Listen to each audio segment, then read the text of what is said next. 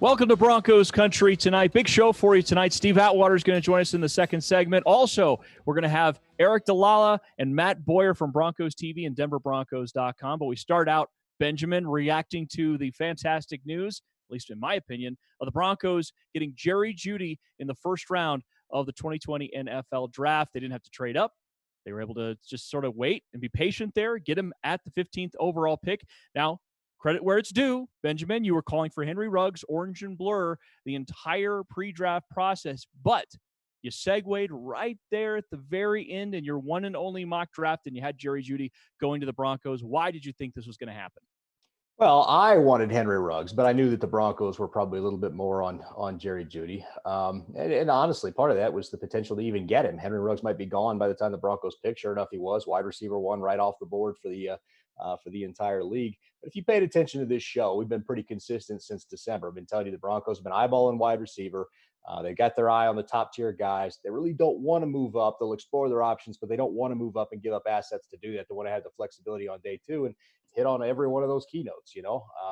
I think Jerry Jeudy's a great addition to this team. I think he's going to be a good player for a long time. I'm looking forward to seeing the coexistence of him with Courtland Sutton and Noah Fant, and hoping that he opens up those one-on-ones on the other side. Now, you said this was going to be a math thing. You said ultimately one of the top three wide receivers is going to be there, but two of them ultimately were there. Why was Jerry Jeudy the better fit over CeeDee Lamb?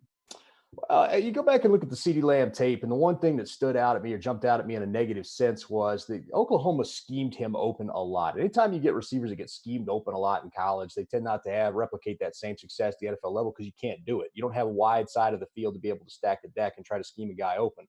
The hashes are narrower, and so the field is more balanced.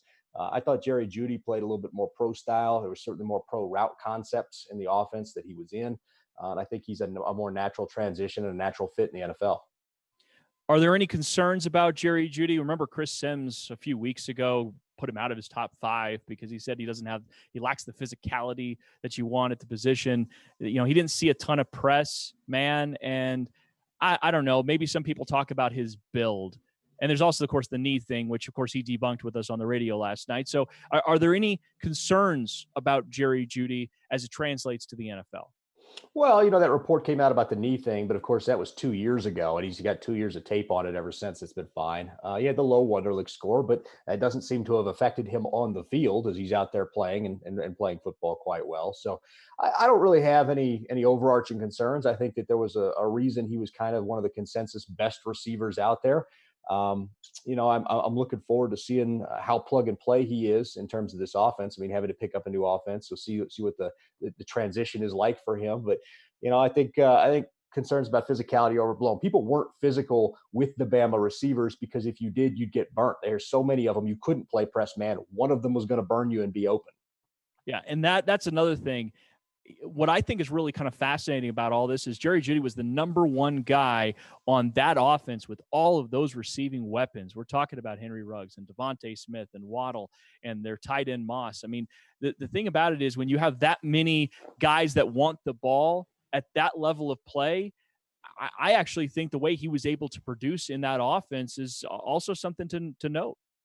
Yeah, there's certainly something to that. There is a correlation between, the amount of productivity somebody has at the collegiate level and how easily they are to transition to the pro game, or at least the numbers suggest that there's a correlation there. Whether there's causation, I couldn't say. But I think that, anytime you have a chance to be an alpha dog in a stacked offense like that, I think that's got to portend well to your ability to carry that over to the NFL level. And in that vein, he was a guy that continued. So he had the 2018 season where he won the Biletnikoff, and then he backed that up with another great season.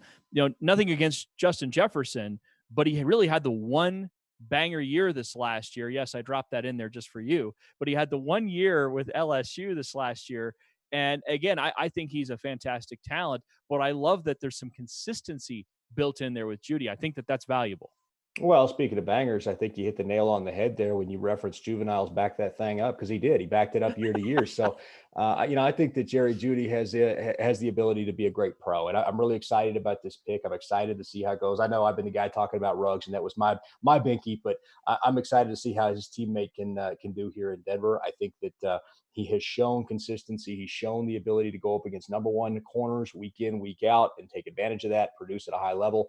Anxious to see him do that at the NFL level. Before we get to your thoughts on day two, I want to just give you a second to spike the football. It wouldn't be Broncos country tonight if you didn't get a chance to spike the football. We said for quite some time, specifically you, said the Broncos would not be targeting an offensive lineman more than likely at 15. They would be targeting with their number one pick at 15, wide receiver. John Elway said as much in the press conference last night. So, Ben, here you go. Congratulations. Well, I mean, it was fairly obvious. Again, if you listen to this program, we've been telling you since December what was going to happen. So hopefully the fans enjoyed that. Hopefully they didn't mind us tipping the pick a couple of months in advance, but I had some fun with it. The Broncos were not interested in an offensive lineman. That was not in their cards. So, again, thanks for everybody for listening, and I hope you enjoyed it. Okay, let's get to day two. It feels like the Broncos are set up pretty nice, maybe even a BPA kind of situation on day two. They got 4 day two picks, and depending on what they ultimately decide to do, move around, and got some smattering of day three picks. Maybe go BPA. What do you think? I don't think so. Not so fast, my friend. I still think they're going to be looking at their needs, and their needs very clearly are center and corner. I think you're definitely going to see the team come away with that. You could see them come away with some other picks as well, but I think those two are definitely going to be addressed today. Now, I think the key here is actually the versatility. Since you have all those picks, you have the ability to be versatile, go up and get a guy you want if you happen to see him slipping a little bit. You have the ability and the patience to be able to wait if you want to.